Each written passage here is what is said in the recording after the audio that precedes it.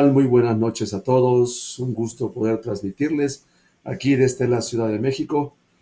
Soy el pastor Ramiro Martínez y estamos en el devocional número 13. ¿Qué estamos haciendo? Bueno, estamos grabando 30 devocionales. ¿Qué es un devocional? Bueno, queremos enfocarnos en poder tratar estos tiempos difíciles, estos días difíciles, a dar una reflexión bíblica para estos tiempos difíciles. Y bienvenidos todos, gracias por conectarse. Algunos no estaban tan conscientes que lo estábamos haciendo también los días sábados, pero aquí estamos todos los días, vamos a estar todos los días hasta completar los 30 devocionales. Gracias por conectarse, varios amigos están conectados, estamos empezando a ver a varios que están ahí. Pues muy bien, bienvenidos todos ustedes. Les damos de entrada el reporte. Acaba de darse reporte de parte del gobierno. Uh, es el siguiente. Tenemos contagiados, teníamos 1,688. El día de hoy se acaba de anunciar, hace unos minutos apenas, 1,890 contagiados en México. Además, teníamos 60 personas que habían fallecido y a hoy la cifra actualizada son 79 personas. Así que bueno, tenemos también que pensar que atrás de alguna persona que haya fallecido, pues hay una familia, ¿verdad? Hay personas que están sufriendo, hay otros más que están, pues con miedo porque un familiar suyo, un pariente está, enfermo. Así que tenemos también que tener misericordia de ellos, orar por ellos también. Bienvenidos todos, vamos a tener nuestro devocional en este momento. Gracias por conectarse. Les pedimos siempre, nos ayuda mucho, nos anima, ¿verdad? Si ustedes pueden poner un pequeño comentario, ¿verdad? Un saludo, ¿verdad? Lo que fuera. Y que nos digan de dónde se conectan. ¿Dónde están ustedes? ¿Estás en la Ciudad de México? Estoy viendo a unos amigos de Aguascalientes, perdón, de León, etcétera. Díganme dónde estás, dónde te estás viendo esto, dónde te estás conectando. Seguimos aquí con la cuarentena. No está siendo nada fácil la cuarentena, ¿verdad? Ya dijeron en México que vamos a estar al menos hasta el 30 de abril. Y bueno, eso es un montón, ¿verdad? Apenas hoy es 4 de abril, así que es un montón de tiempo. Pero bueno, ya platicaremos un poquito más de otras cosas que podemos hacer y que podemos aprovechar este tiempo. Por cierto, los que no lo han notado, ¿verdad? Tengo aquí conmigo, vamos a ver, ahí está. Bueno, me pongo de vez en cuando para animarme, ¿verdad? No hay fútbol, el fútbol está en cuarentena, pero bueno, yo soy del Barça, es mi equipo favorito. Y sé que otros son del Real Madrid y tenemos mucho respeto con los Real Madrid, somos buenos amigos con ellos, pero estamos en primer lugar en la tabla, ¿verdad? Yo no sé qué va a pasar porque están diciendo que tal vez se va definitivamente a cerrar el campeonato y el Barça sería campeón en ese caso.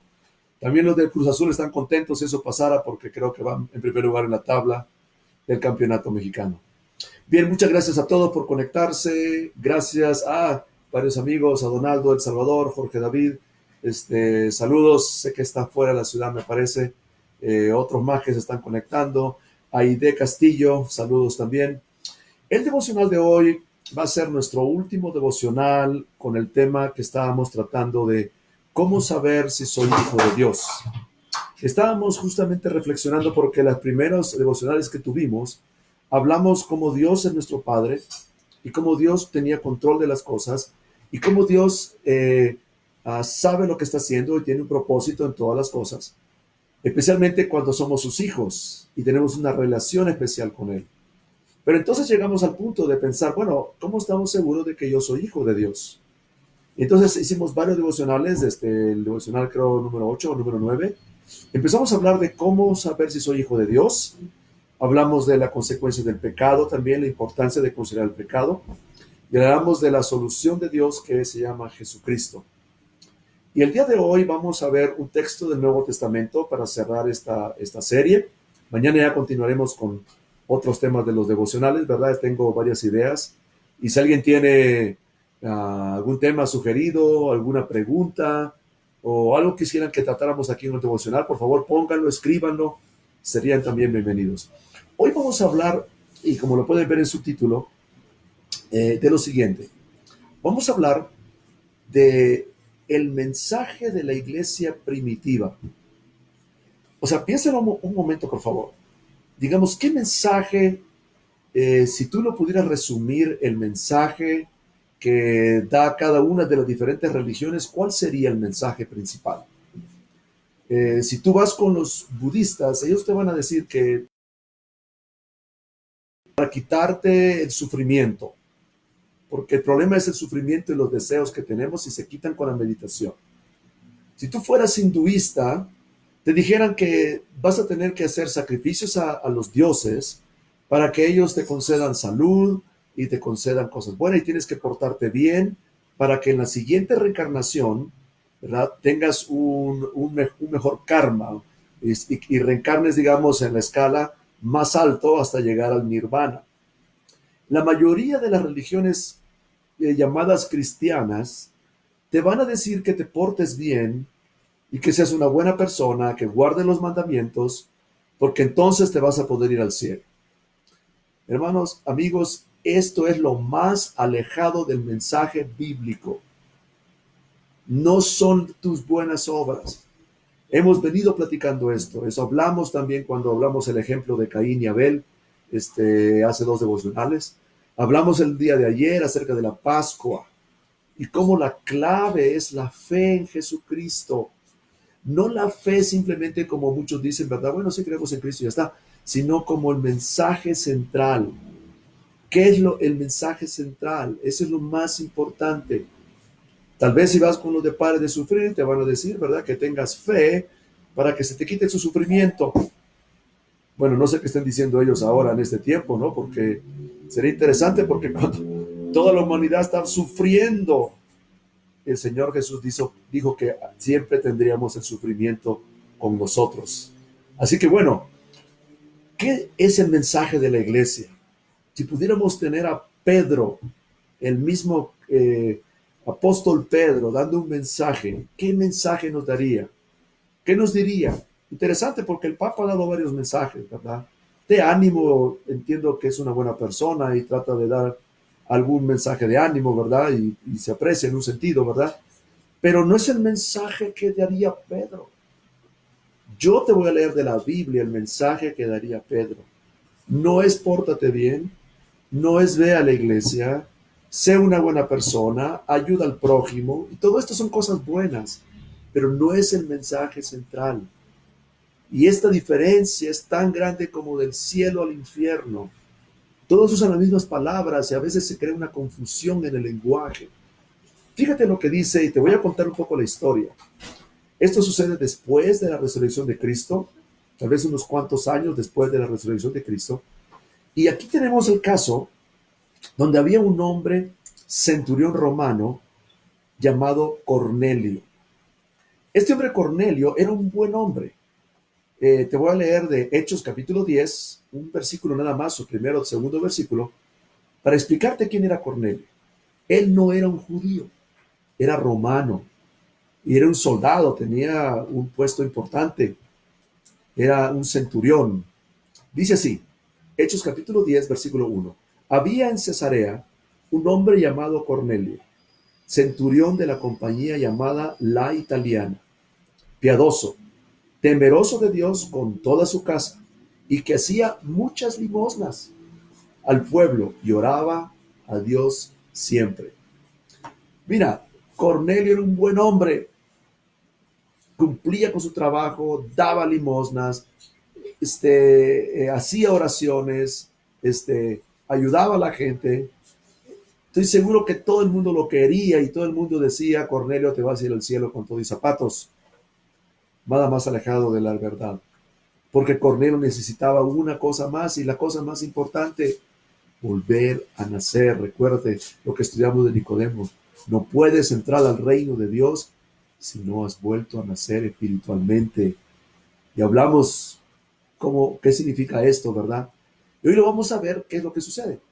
No puedo leerte todo el capítulo porque es un poco largo, pero Cornelio recibe una visión de un ángel que le dice, trae a Pedro. Él te va a explicar algo, te va a decir qué hacer. Entonces él manda a los hombres para buscar a Pedro, y Pedro, mientras tanto, está en Jope. Más o menos es como un día de distancia, es bastante distancia. Cuando llegan estos hombres de Cesarea a Jope, Pedro resulta que tenía hambre. Eran como casi las 3 de la tarde, tenía hambre. Dice, voy a orar, por favor, prepárenme algo de comer porque quiero comer y voy a orar mientras tanto. Sube a orar y Dios le muestra una visión. Baja un lienzo lleno, dice, de cuadrúpedos, reptiles, aves diversas. Y entonces Pedro se sorprende de la visión y Dios le dice, Pedro, mata y come. Y Pedro le contesta, Señor, yo soy judío, yo no voy a comer algo inmundo, porque los judíos llevan cierta dieta hasta el día de hoy. ¿Has escuchado de los kosher? ¿Verdad que es un sello que ponen para que quiere decir que esa comida es una comida permitida de acuerdo a la ley judía? Entonces Pedro dijo, no, Señor, yo no voy a comer. 3 veces le tiene que pasar la visión y Dios le dice al final, Pedro, lo que yo limpié no lo llames tu inmundo.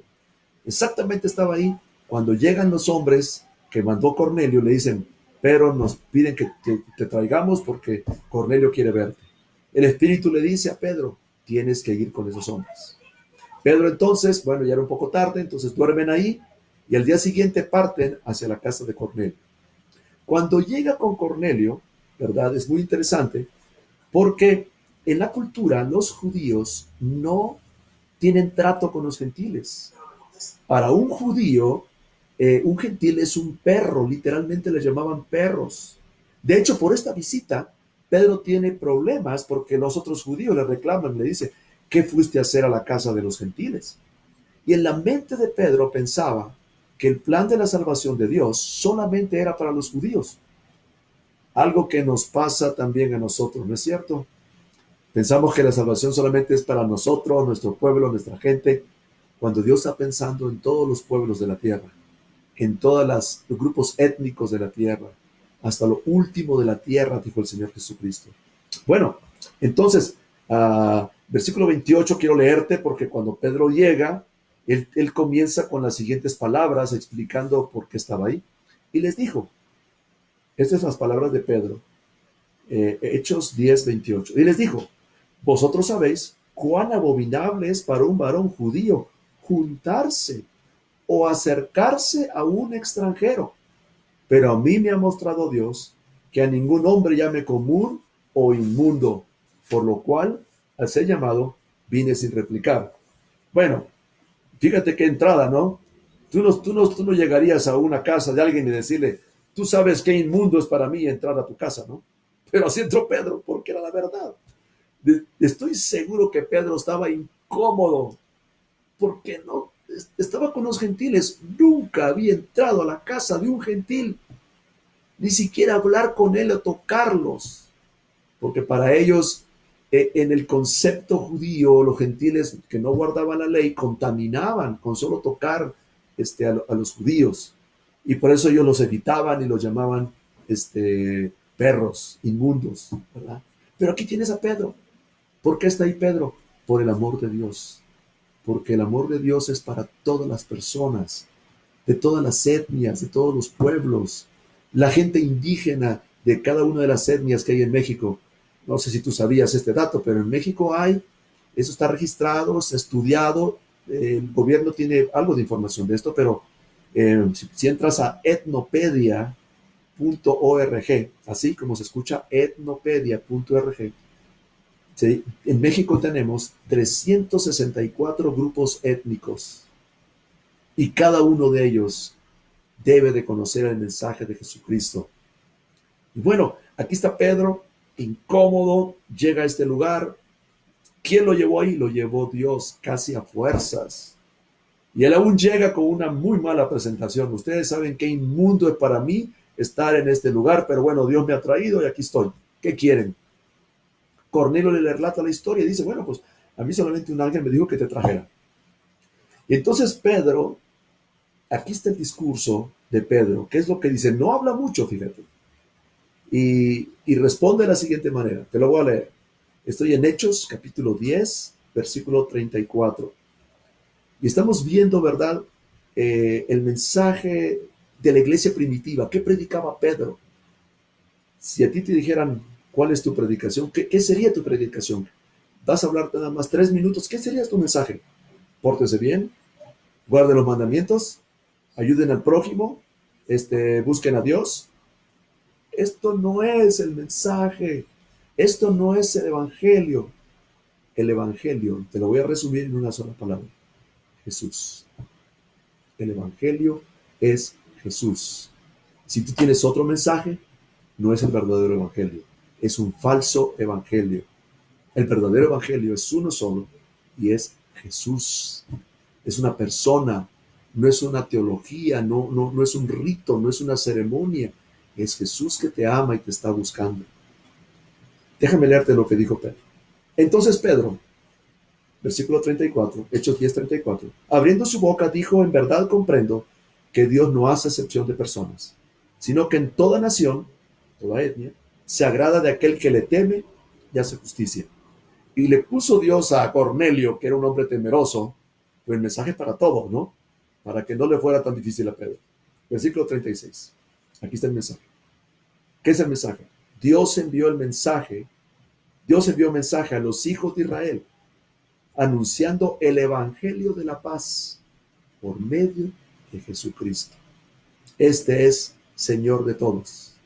Esa frase, este Señor de todos, quiere decir que Jesús es el dueño de nuestra vida, el que debe gobernar y guiar nuestra vida en todo. ¿Qué es la conversión? ¿Qué es volver a nacer? Es creer en Jesús y ponerlo como Rey de nuestras vidas. Que Él te dirija, que Él me dirija a mí y a ti. Si nos dirigimos nosotros mismos, te apuesto que vamos a hacer un montón de cosas mal. Y seguramente las hemos hecho ya. ¿Qué queremos ahora? Que el Evangelio de la paz, de la reconciliación con Dios, porque somos enemigos de Dios, estamos alejados de Dios y necesitamos el Evangelio de la paz. Versículo 37. Y comienza a hablar el resto de quién es Jesucristo y lo que hizo Jesús. Ese es el Evangelio.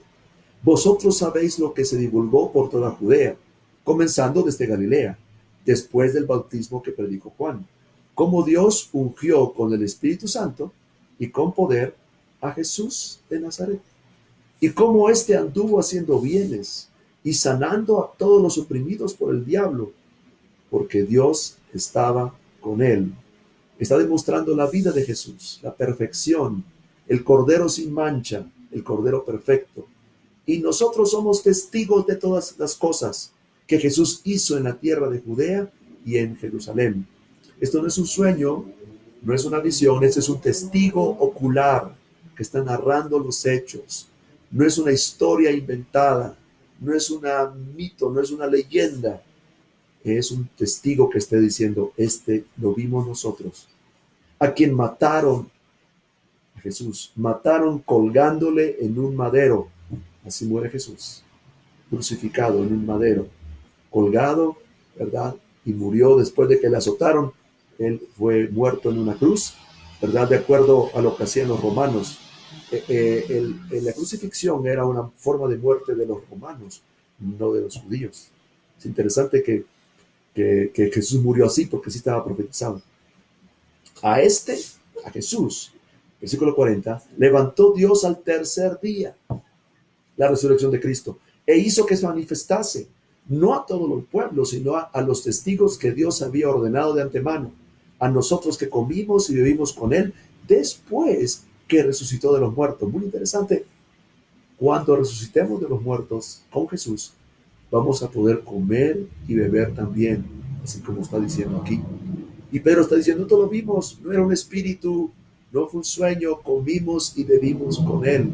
Versículo 42, y nos mandó que predicásemos al pueblo y testificásemos que Él es el que Dios ha puesto por juez de vivos y muertos.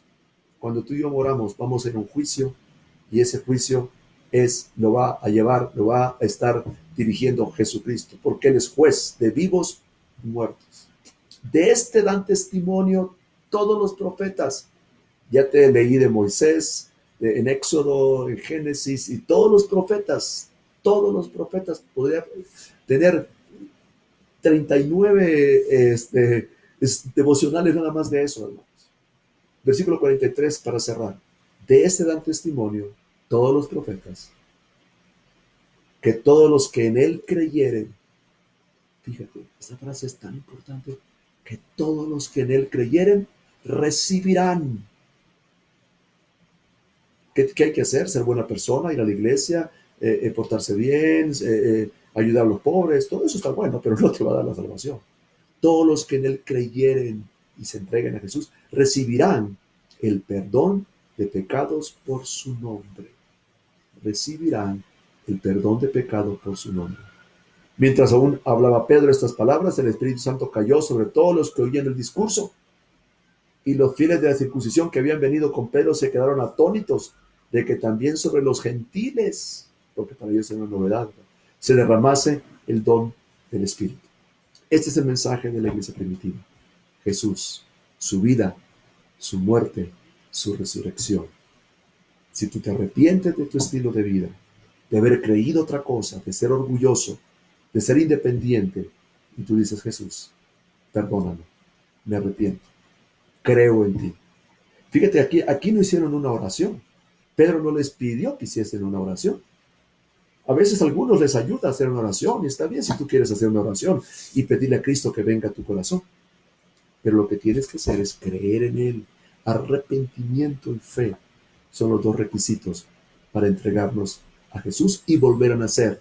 Y Dios hará un milagro sobrenatural en tu vida. Y Jesús entrará en tu corazón y te dará la vida eterna, el perdón de los pecados. Y Él va a dirigir tu vida de aquí en adelante. Así que amigos, este es el mensaje de la iglesia primitiva. No hay otro mensaje. Puedes leer otros mensajes ahí en el libro de los Hechos y es lo mismo siempre. Porque este es el mensaje más importante, el Evangelio. Pues muchas gracias por conectarse.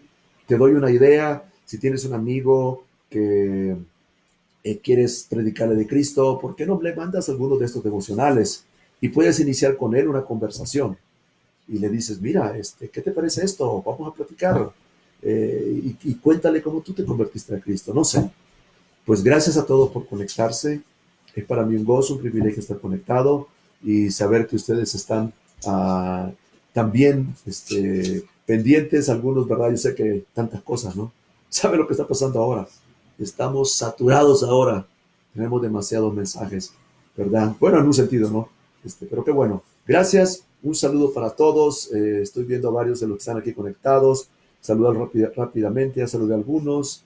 Desde León, Guanajuato, Erika. Mario Cano en Puebla. Aide Castillo desde El Salvador. Una amiga si no me equivoco, ¿verdad? Del Colegio Bautista. Oscar Iseli, aquí de aquí de la Ciudad de México.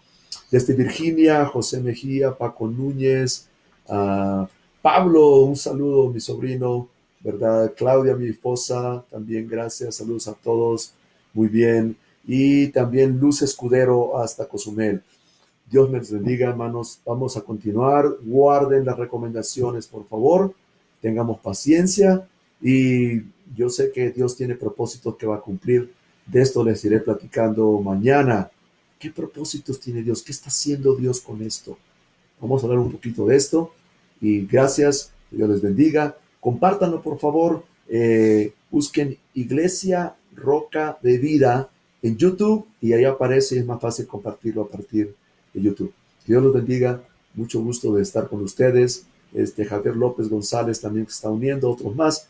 Bueno, compártanlo, por favor, denle un like. Pueden darle share también, compartirlo con los demás. Deseamos que Dios les bendiga abundantemente. Hasta pronto.